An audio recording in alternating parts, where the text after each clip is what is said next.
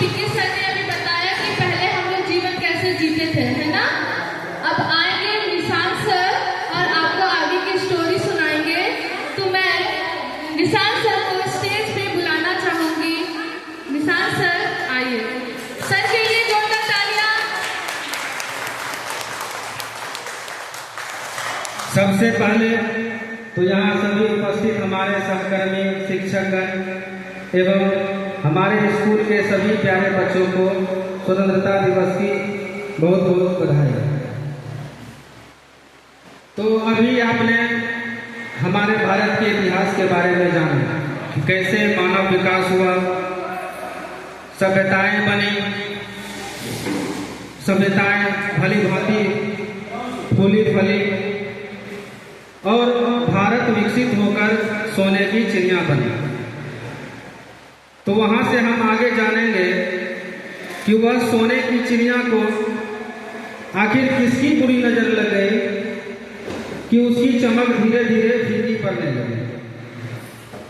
आखिर वो लोग थे कौन?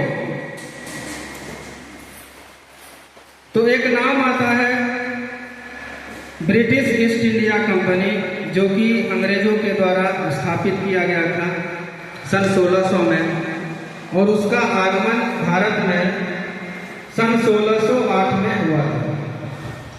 शुरू में वे यहाँ व्यापार करने के लिए आए थे, जिसमें यहाँ से वे बने कई सारी चीजों को अपने देश में ले जाते थे,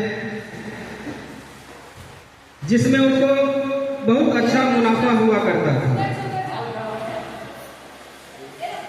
तो उन्होंने यहाँ के खुशहाली और संपन्नता को देखते हुए उनके मन में लालच आने लगी कि यहाँ भी अपना प्रभुत्व जमाया जाए। तो तत्काल उस समय जो यहाँ शासन हुआ करता था मुगल साम्राज्य का, और आसपास के जितने भी छोटे छोटे जो स्वतंत्र राज्य या उसी साम्राज्य के जो सामंत हुआ करते थे, उनके बीच में टकराव चलने लगी, आपस में मतभेद थे और सभी एक दूसरे के प्रति द्वेष का भाव रखते थे, आपस में बनाव नहीं था। तो इसी का फायदा अंग्रेजों ने बखूबी उठाया। उन्होंने एक नियम बनाया, divide and rule. Divide and rule का मतलब होता है कि एक दूसरे को बांटकर उसे आपस में लड़ाना।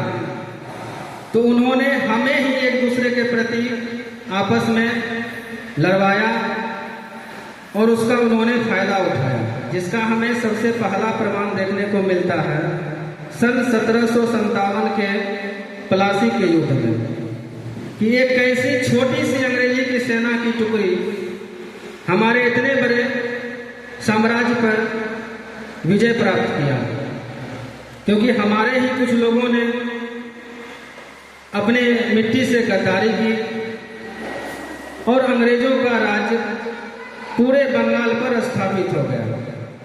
और वो बंगाल कोई छोटा मोटा राज्य नहीं था, उसमें अभी के समय में पूरा बिहार, झारखंड, उड़ीसा, पश्चिम बंगाल और यहाँ तक कि एक देश है बांग्लादेश, वो सभी बंगाल के क्षेत्र में ही आते थे। तो अंग्रेजों का जो सबसे पहला अधिकार हुआ उसी बंगाल क्षेत्र पर हुआ,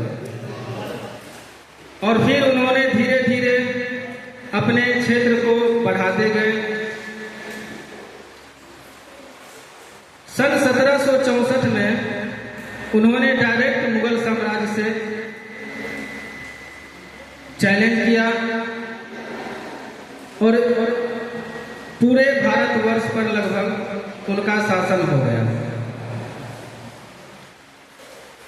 और कहते हैं कि यहीं से वो बुरा दौर चला भारत का कि हम पे उन्होंने अत्याचार किए, यहाँ के संपदाओं को लूटा गया, हमारी अस्मियता को भी लूटा गया। और ये तब तक चलता रहा जब तक कि हमारा देश सन 1947 को आज़ाद नहीं हो गया। तो हम आपको एक छोटा सा प्रकाश दिखाए हैं कि कैसे हम लोग गुलाम बने और ये गुलामी कब तक चलेगी। तो आगे की कहानी सीतांजलि मैम बताएंगे। हम उनसे अनुरोध करते हैं कि कृपया स्टेज पे आए और बच्चों को आगे की कहानी बताएं। धन्यवाद।